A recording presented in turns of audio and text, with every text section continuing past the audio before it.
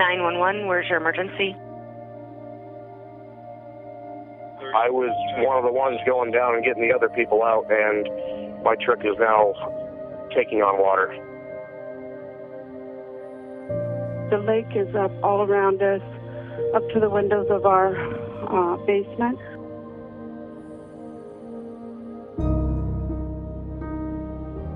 We were trying to get ready, and it got too high so fast, the wall in our basement just collapsed. My dad is trapped in his house because of the flood. I need a boat. I am stuck in my car in water between Cloverly and Broad right now. I need help. Please, somebody help us. I live in Scribner, and basically it's really bad. And I'm really scared because there's no way for us to leave.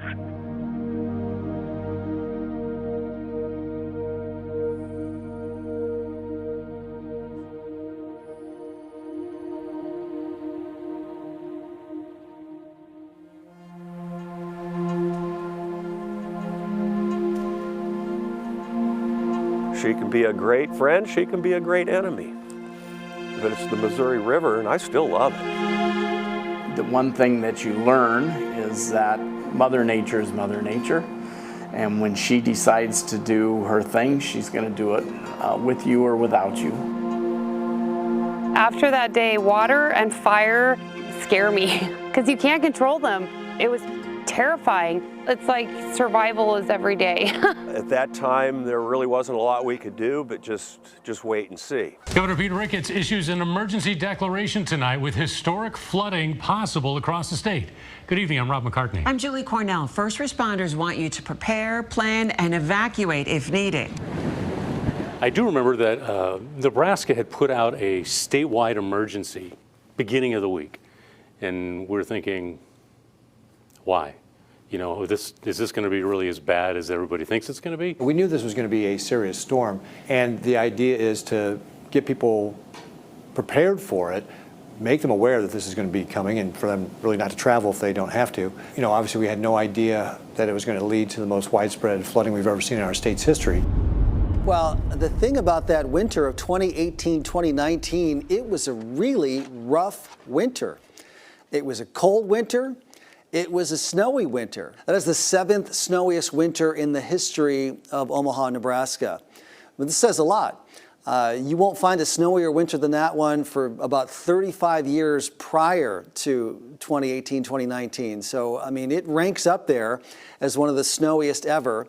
And it was a really cold winter. It was brutal. We had a very long duration of cold days, and then we had the heavy snowfall. And then a term that I had never heard before from our meteorologists, a bomb cyclone. I'm like, what is that? You know, it sounded like a catastrophe was coming. And it did. It came in the form of rain. The rain had nowhere to go. The winter was so cold that the frost step was down several feet. Now that's important because when you have frozen ground, it kind of limits the ability for the ground to soak up any kind of extra moisture. Just looking back at the numbers where you see February was one of the top 10 coldest months on record for a lot of places in Nebraska. And then you go from that, I believe March 10th, you know, we're still in the 30s. And then we go to March 13th where Lincoln, Nebraska hit a high of 63 degrees that day. And when you have those significant warm-ups, that's when you can get the significant breakups in the ice. The image that I remember was going out one day with all the snow that was still on the ground, and then by the end of that day coming back into town, into Omaha. I remember like driving down Dodge past Village Point and going, uh-oh, like all the snow is gone. Like, this is not going to be good.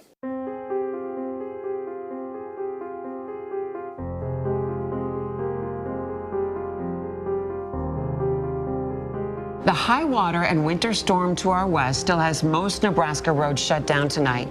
At least one person is presumed dead near Columbus. Another is missing in Norfolk. And mandatory evacuations are in effect for some parts of Washington County. Take a look at the floodwaters here, and the winds are really causing the currents to pick up. There are mandatory evacuations in place for part of town right now. A look at some of those river levels. This is the Lashara at the Platte River. It peaked earlier this afternoon, but still a major flood stage expecting to recede as we continue later tonight and into Saturday. The deep frost and the melting snow and ice all together, perfect ingredients for this rain, this water, have absolutely nowhere else to go. This is the Elkhorn and Platte Rivers right here. We've got obviously some extreme flooding. This is out of its banks here, and the south side of town is really the impacted. And in Sarpy County, leaders there are warning anyone living along the Platte or Missouri rivers to evacuate now. Bellevue police are going door to door, warning people to get out. One flash flood warning right there in Fremont County, Iowa. And again, that one is where we do have some overtopping of the levee down there in Fremont County, and the flash flood warning goes until 3:30 a.m. for the possibility of flooding into Hamburg. This is just a snapshot of the devastation across Hamburg. The depth of the water was unimaginable. I mean, just hard to imagine that there's 10 to 12 feet of water that close to the center of town. It's like water everywhere. It was like there wasn't. It wasn't like there was one flooding area over here or one flooding over here, but there was like water everywhere. The floods brought out a lot of times where we operated in areas that safety was pushed to the limit.